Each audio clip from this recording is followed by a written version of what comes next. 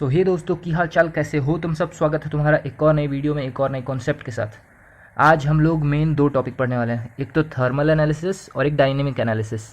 Thermal analysis में हम क्या स्टडी करते हैं? थर्मल एनालिसिस में हम किसी कंपोजिट मटेरियल में किस तरह से हीट ट्रांसफ़र और टेम्परेचर की चेंज होंगे वो स्टडी करेंगे।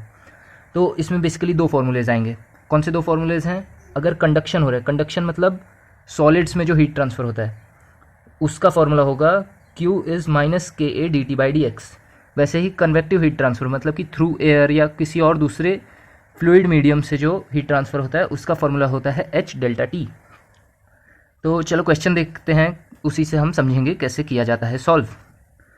तो क्वेश्चन हमें दिया गया है, एक कंपोजिट मटेरियल है जिसमें शुरुआत में A मटेरियल है, फिर B आता है और फिर से A आ जाता है। सबके थिकनेस दी गई है, ये 2 mm का है, ये 4 mm और ये वापस से 2 mm। शुरुआत में इनिशियल टेम्परेचर हमें दिया गया है 0 डिग्री सेल्सियस और एंड में है 20 डिग्री सेल्सियस। इसके अलावा हमें कई सारी, जैसे ये के और जो हम स्टिफनेस वाला फाइंड करेंगे के, वो के डिफरेंट होते हैं। ये होता है थर्मल कंडक्टिविटी, वो होगा स्टिफनेस वाला के। तो दोनों में कंफ्यूज मत होना, दोनों डिफरेंट रहेंगे। के की वैल्यूज़ दी गई रहेंगी, बस इतना सफिशिएंट है। साथ में हमें कहा गया होगा कि फाइंड करो temperature and heat rate, Q मतलब heat rate, at different nodes. तो चलो देखते हैं। सबसे पहले तुम देखो नोड्स कितनी हैं, पहली नोड, दूसरी नोड, तीसरी नोड, चौथी नोड। 4 नोड्स हैं, मतलब 4 टेम्परेचर्स होंगे, ठीक है, जिसमें से 2 तो हमें दिए ही हुए हैं। अब हम स्टिफनेस फाइंड करेंगे। स्टिफनेस का फॉर्मूला होता है के डैश। देखो मैंने यहाँ पे के डैश लगा दिया स्टिफनेस के लिए, जिससे कन्फ्यूज ना हो। के डैश होता है के, मतलब ये वाला के है थर्मल कंडक्टिविटी, के ए बाय एल। के ए बाय एल होता है इसका फॉर्मूला। अब हम लोग ए मटेरियल के ले रहे हैं, तो ए मटेरियल के लिए के है, जो के का ए मटेरियल का के दिया हुआ है इंटू एरिया। एरिया अगर नहीं दिया है तो हम उसको 1 कंसिडर करते हैं, तो इसलिए हमने यहाँ 1 लिखा है। साथ ही जो थिकनेस है वो है 2 mm। अब क्योंकि यहाँ पे मीटर में चल रही हैं सब चीज़ें, तो हम मीटर में कन्वर्ट कर लेते हैं। तो 2 इंटू 10⁻³ किया गया है और फिर उसकी वैल्यू आती है 27.5। ये हमारे पहला K1, यह है K1, हमें K1 मिल गया। सिमिलरली हम K2 निकालेंगे, बी मटेरियल के लिए सारी चीज़ें बी मटेरियल के लिए पुट करेंगे। बी का K, बी का A और बी का L। K दिया हुआ था 0.1 इंटू 10⁻³, एरिया 1 ही रहने वाला है और लेंथ 4 मिलीमीटर थी, तो उसको मीटर में कन्वर्ट कर लिया। फाइंड करने पे आता है ये 0.025। अब थर्ड, यहाँ पे फिर से एक K आएगा, लेकिन क्योंकि वो मटेरियल सेम है तो दोनों के K सेम होंगे, मतलब K3 K1 दोनों बराबर हैं, ठीक। अब चलो K मैट्रिक्स मतलब कि स्टिफनेस मैट्रिक्स कैसे बनाई जाती है वो देखें। स्टिफनेस मैट्रिक्स ध्यान से देखो, first node, second node, third node, fourth node. K1 किसके बीच में लाई कर रहा है? फर्स्ट और सेकंड के बीच में। तो फर्स्ट सेकंड कॉमन पॉइंट्स पे हम 4 कॉमन पॉइंट्स रहते हैं, फर्स्ट सेकंड 1 2 3 4, ये 4 कॉमन पॉइंट्स हैं। इन 4 कॉमन पॉइंट्स पे हमें किस ऑर्डर में लिखना है ये देखो। K1 की वैल्यू क्या थी, वैल्यू जाने दो, ऐसे ही लिख देते हैं। चलो K1, सिमिलरली K1 डायगोनल्स वाले पॉजिटिव और बाकी नेगेटिव रहेंगे, तो -K1 इस तरह से। सेकंड एलिमेंट किसके बीच में है? सेकंड और थर्ड नोड के बीच में है। K2 सेकंड और थर्ड नोड के बीच में, मतलब सेकंड थर्ड, कुछ ये 4 कॉमन पॉइंट्स होंगे। तो वैसे ही डायगोनल वाले पॉजिटिव, जो कॉमन पॉइंट्स आ रहे हैं उनको ऐड कर देना है, कोई दिक्कत नहीं। +K2 -K2, ठीक। अब आएगा थर्ड, मतलब K3 किसके? थर्ड और फोर्थ के बीच में है, तो वैसे ही यहाँ +K3 -K3 +K3 इस तरह से। और जो रिमेनिंग पोर्शंस दिख रहे हैं वहाँ पे तुम 0 पुट करोगे। स्टिफनेस मैट्रिक्स ऐसी बन जाती है इसकी। अब ये होता है formula, Q matrix is K matrix into T matrix. Q है हीट रेट वाली मैट्रिक्स, K है जो अभी हमने निकाली स्टिफनेस मैट्रिक्स, और T है टेम्परेचर मैट्रिक्स। Q, अब Q1 Q2 Q3 Q4, जितने भी नोड्स हैं उतने Q होंगे, जितने भी नोड्स हैं उतने टेम्परेचर होंगे। Q1 Q2 Q3 Q4, Q2 Q3 के बारे में कोई इन्फो नहीं दिया है हमें, तो हम उसको 0 मान लेंगे। K मैट्रिक्स जो भी हमने निकली, बस निकाली, वैल्यू पुट करके उसको ऐड करके लिख दिया गया है, कोई मुश्किल चीज़ नहीं है। अब टेम्परेचर में हमें T1 दिया हुआ था तो हमने वो लिख दिया 0, T4 दिया था तो वो हमने लिख दिया 20। इसके बाद तुम्हें बस इक्वेशंस बनानी है, कैल्सी पे पुट करना है और सॉल्व करना है। इक्वेशंस कैसे बनाते हैं? सबसे पहले Q1 इज इक्वल टू का साइन है तो वो पुट करो। उसके बाद matrix multiplication, first element second element second element, third element third element, fourth element, multiply करो, ऐड करो और लिख दो। तो फर्स्ट एलिमेंट 0 से मल्टीप्लाई हो रहा था तो 0 ही डायरेक्ट लिख दिया, -27.5 इंटू T2, तो -27.5 इंटू T2 प्लस ये 0 बना रहा था तो 0 लिख दिया, ये भी 0 बना रहा था तो ये भी 0 लिख दिया। ऐसे करके तुम 4 इक्वेशंस निकालोगे। 4 इक्वेशंस निकालने के बाद अब हमें कैल्सी पे पुट करना है। कैल्सी पे पुट करने के लिए अभी 4 इक्वेशंस तो होती नहीं है, लेकिन यहाँ पे ध्यान से देखोगे तो सेकंड और थर्ड इक्वेशन जो हैं वो हैं 2 वेरिएबल्स और 2 इक्वेशंस, तो वो हम लोग कैल्सी पे पुट करके निकाल सकते हैं। तो वो जब हम निकालते हैं तो हमें T2 की वैल्यू आती है 0.018 डिग्री सेल्सियस, T3 की वैल्यू आती है 19.982 डिग्री सेल्सियस। ये मिस मत करना, यूनिट तुम लोग सही लगाओगे हर जगह। टेम्परेचर का यूनिट होता है डिग्री सेल्सियस, तो हम लोग वो लगाए। वैसे ही हीट ट्रांसफ़र का जो रेट होता है उसका यूनिट होता है जूल पर सेकेंड या फिर वॉट, तो हम लोग वॉट लगाएंगे। अब T2 T3 हमने निकाल लिया था, Q1 और Q4 कैसे निकालेंगे? Q1 Q4 के लिए देखो इक्वेशन में ही Q1 क्या दिया है, Q1 इज़, ये बाकी सब तो 0, -27.5 इंटू T2, तो हमने T2 की वैल्यू मिल गई है, बस -27.5 इंटू T2 किया, हमें Q1 मिल गया। Q1 आया -0.495 वॉट, यूनिट मत भूलना। वैसे ही Q4 यहाँ फोर्थ इक्वेशन में देखो -27.5 T3 प्लस 550, T3 की वैल्यू मिल गई है तो हमने Q4 की भी वैल्यू निकाल ली 0.495 वॉट। और एक बात, अब ये तो था सिर्फ कंडक्शन दिया गया था इस क्वेश्चन में, तो हमने कंडक्शन से ही किया, कन्वेक्शन नहीं आया।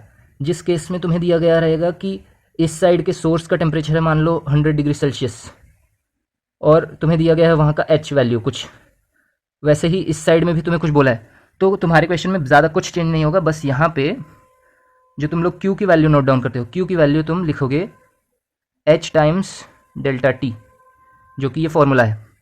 वैसे ही Q4 अगर 4 वाली साइड में कोई टेम्परेचर दिया गया है तो वहाँ पे डालोगे।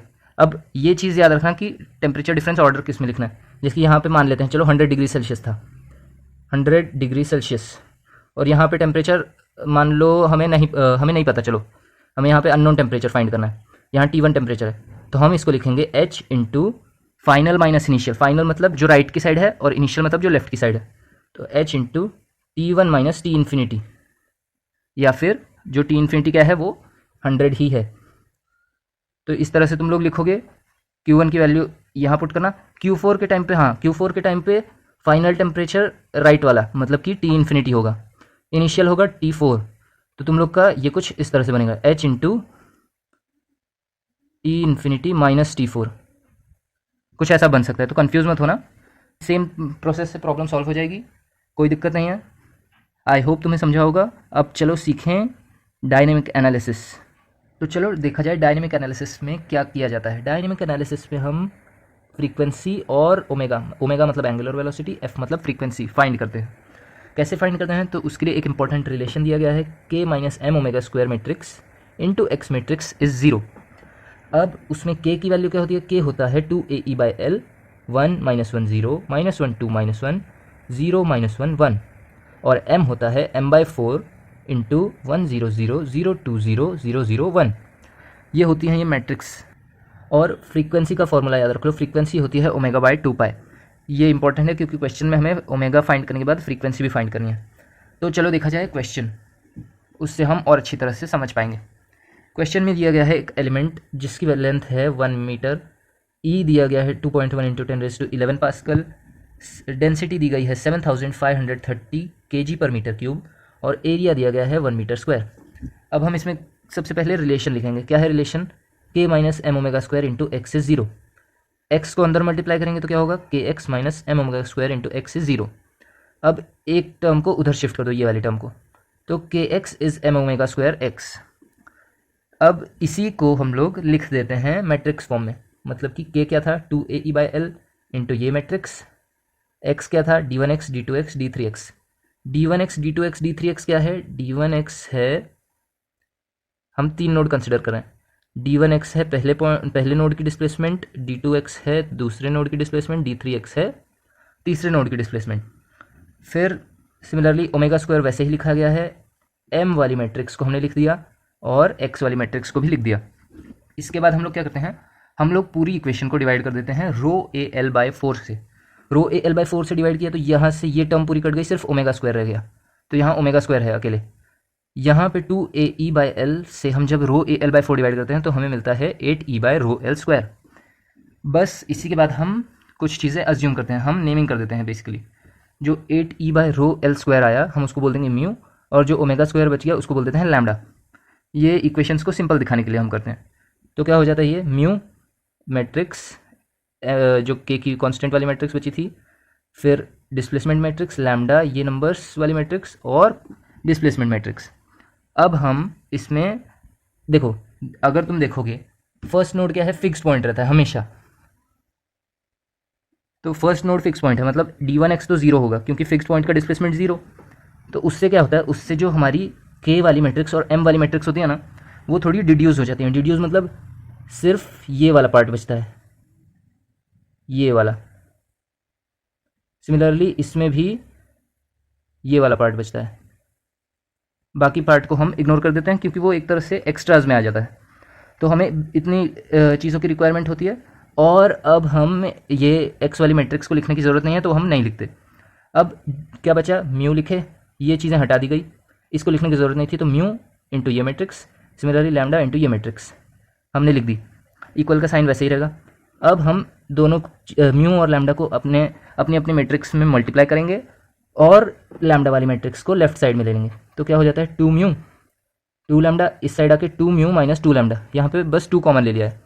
वैसे ही यहाँ mu minus lambda minus mu minus mu. अब हम इसका डिटर्मिनेंट निकालते हैं। इसका determinant is equal to 0 put करेंगे। ऐसा क्यों करते हैं, क्योंकि यही मेथड है इसको सॉल्व करने का। तो डिटर्मिनेंट कैसे होगा, this into this minus this into this.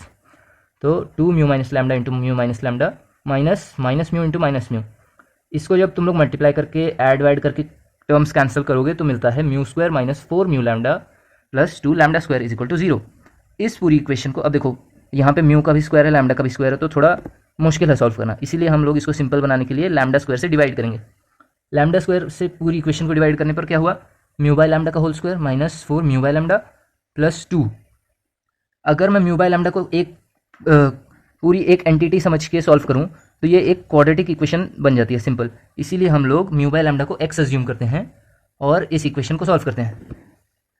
तो ये इक्वेशन क्या रहेगी, x square minus 4x plus 2। इससे हम लोग को कैल्सी पे सॉल्व कर सकते हो, फटाक से हो जाता है। एक्स की दो वैल्यूज आ गई, 3.414 और 0.585। एक्स क्या था, म्यू बाय लैम्डा, मतलब एक तरह से हमें म्यू बाय लैम्डा की दो वैल्यूज मिली। अब ध्यान से देखो, म्यू हमने कंसिडर किया था ये, लैम्डा हमारा था omega square. Mu by lambda मतलब 8E/ρL² divide by omega square, तो वही यहाँ लिख दिया गया है। Mu by lambda is nothing but AE/ρL² divide by omega square. इसकी दो वैल्यूज मिली हैं। तो यहाँ से हमारा मेथड क्या कहता है, यहाँ से हमें इस इक्वेशन से सबसे पहले इसको एक बार 3.414 से इक्वेट करना है और ओमेगा की वैल्यू निकालनी है। सिमिलरली इसको एक बार 0.585 से इक्वेट करना है और ओमेगा की वैल्यू निकालनी है। इससे हमें दो ओमेगा की वैल्यूज़ मिलती हैं। ठीक, कैसे मिलेंगी, ओमेगा 1 हो जाएगा √AE/ρL² 3.414, ओमेगा 2 8E/ρL² 0.585। इसको हम कैल्सी पे पुट करेंगे, हमें ओमेगा 1 और ओमेगा 2 मिलेंगे 8083.98 रेडियन पर सेकेंड। यूनिट मत भूलना तुम लोग। ओमेगा 2 वैल्यू की वैल्यू आती है 19528.96 रेडियन पर सेकेंड। हमने ओमेगा फाइंड कर लिया है। अब हमारी बस रिक्वायरमेंट है, हमें फ्रीक्वेंसी निकालनी है। फ्रीक्वेंसी के लिए फॉर्मूला अभी बताया था शुरुआत में, सबसे पहले ही क्या होता है, ओमेगा बाय 2 पाई। हमें ओमेगा मिल चुका है 8083.98, उसमें हम 2 पाई से डिवाइड कर देंगे तो हमें फ्रीक्वेंसी फॉर फर्स्ट ओमेगा मिल जाएगी, मतलब F1। हमने ओमेगा 1 से F1 निकाल लिया। सिमिलरली हम ओमेगा 2 से F2 कैसे निकालेंगे, ओमेगा से 2 पाई डिवाइड कर देंगे, तो 19528.96 डिवाइड बाई 2 पाई, हमें ये मिल गई फ्रीक्वेंसी नंबर 2। ध्यान रखना, यूनिट मत भूलना, फ्रीक्वेंसी का यूनिट होता है हर्ट्ज, HZ। तो HZ साइड में लिख देना। बस इतना कर दोगे, एग्जामिनर भी सेटिस्फाई हो जाएगा कि हाँ बच्चा सिर्फ सॉल्व नहीं किया है बल्कि यूनिट भी ध्यान से लिखा है। आई होप तुम लोग को समझा होगा। तो फिर चलो मिलते हैं नेक्स्ट वीडियो में। Bye bye, take care.